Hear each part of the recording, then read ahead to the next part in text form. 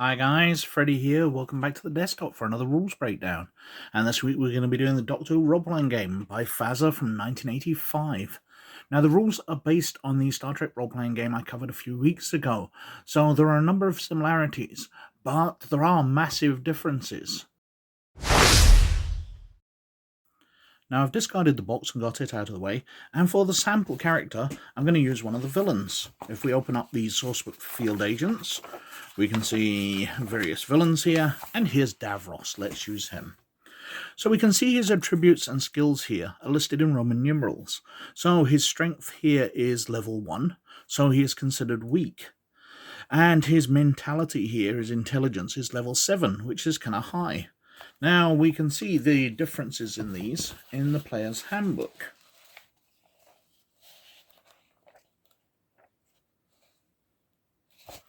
Here we go. On page 29, skill proficiency levels. Level 1 is unskilled, up to level 7, which is mastery. And these determine how good you are at things.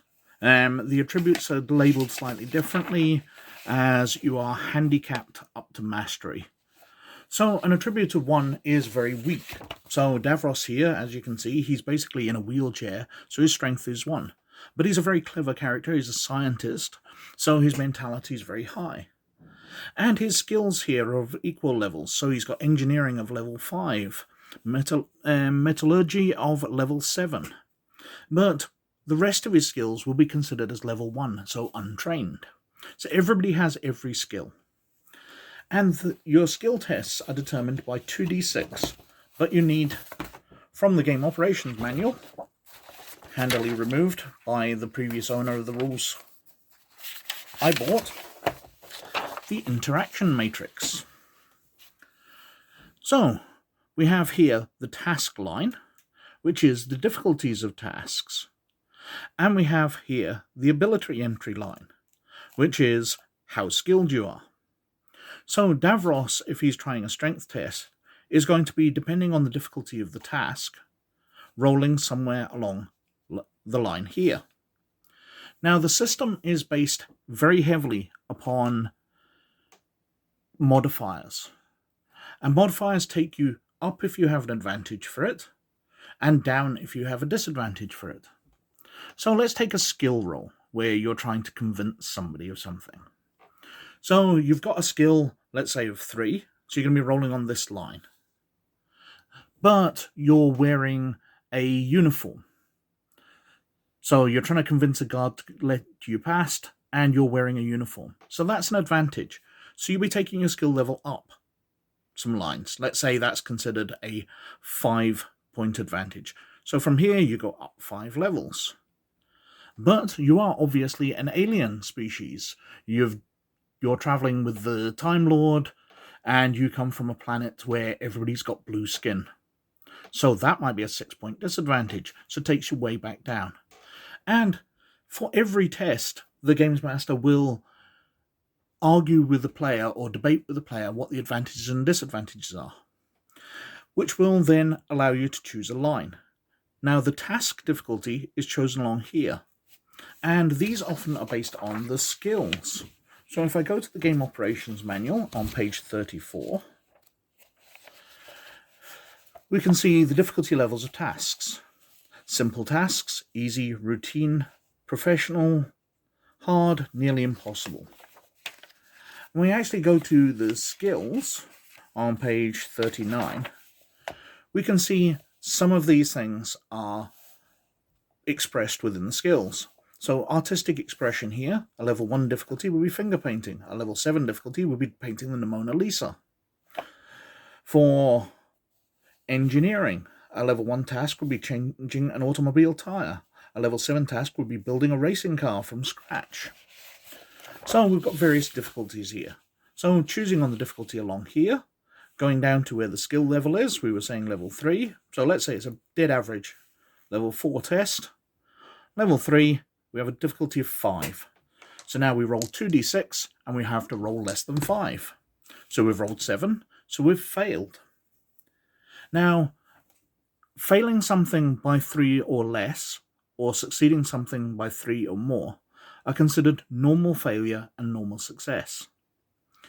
If you succeed by more than 3, or you fail by more than 3, that's a critical failure or critical success. So you get extra advantages. Now, we'll come on to more of those in the combat section, but in skill tests, it's up to the Games Master to determine what you do. Now, usually in these rules breakdowns, I focus very heavily on combat, but Doctor Who is not a combat-based game, even less so than Star Trek. So, really, there is no initiative system in it, because there should be no occasion when all the players are fighting. Combat in Doctor Who will be far more based around 1 or 2 players against 1 or 2 villains.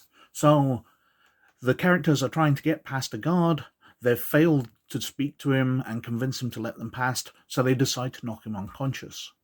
So it's obvious who goes first because they initiate the violence, so they go first. Whereas if the guard wasn't fooled by their attempt to convince him to let them past, and they critically fumbled their roll, then perhaps he'd have drawn his gun on them and he'd get to go first. It's up to the Games Master to determine. The only other time when you need to work out who goes when, if you look up the player's manual, and on page 41,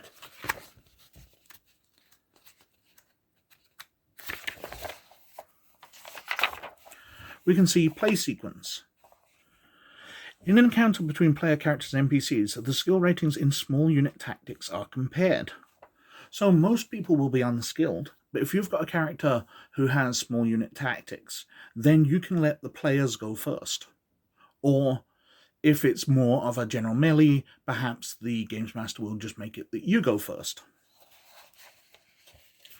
Apart from that, there are systems based around action points. So if I flick back a page, we can see action points. Calculating your action points, number of action points for each character depends on his dex. To find the action points, divide the dex score by 3, round down and add 4. So you've got a number of action points.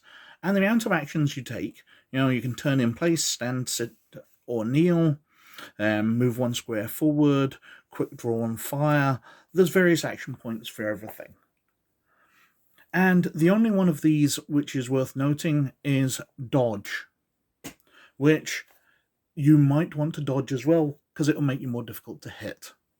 But generally your actions are determined in, so you can move around, you can attack, etc., depending on your action point. Now, as with skills, combat is determined by the interaction matrix. Now, again, it's based on advantages and disadvantages. So people in cover will be more difficult to hit. People dodging, spending their action points to dodge, will be more difficult to hit. If they are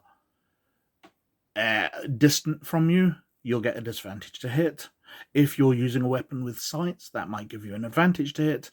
And the Games Master and player determine to come up with where, based on your skill and what the difficulty of the task is, where you are on the interaction matrix. And then once again, you're rolling 2d6 to determine whether you hit or fail. Now, the gloss on this comes in with the Game Operations Manual. If we flip to page 50, we can see the critical hit effects and critical fumble effects. Because remember, if you roll over 3 better, or if you fail by more than 3, you do a critical hit or a critical fumble. So critical hit effects, you can do additional damage. If you roll a 6, you get to re-roll, which takes it even further up. You can kill an opponent outright if you roll 3 6s in a row. In your critical fumbles, you can trip, you can drop your weapon, you can fall and take damage. You take half maximum damage from your own weapon, right up to destroying your weapon and taking damage from it. And your damage is determined by the type of weapon you're using. So we have ranged weapons here. So throwing axes, we've got crossbows, rifles, we've got particle beam weapons, we've got blunderbusses, and we have swords. Also worth note on these pages is we have armor. So if you're wearing plate armor, you take some damage away. So you're rolling the amount of dice determined by your weapon, and then you are rolling any armor you've got to reduce that. Now, where this differs is from the powerful weapons which are listed as A, and that means you roll on damage table A. So, for a particle beam weapon, it's A. We look over at damage table A here. Energy weapons, we roll 1d6, and then another d6 based on damage. So, we roll 1d6, so we get a 2. We roll another d6, we got another 2, so following it across, we get 22 points of damage. And based on damage table A, you can get anything from 1 up to 60 points of damage. And finally, there's unarmed damage, which is a set amount based on your skill plus your strength. So if you have a skill of 3 and a strength of 5, in melee damage, unarmed combat, you do 6 points of damage.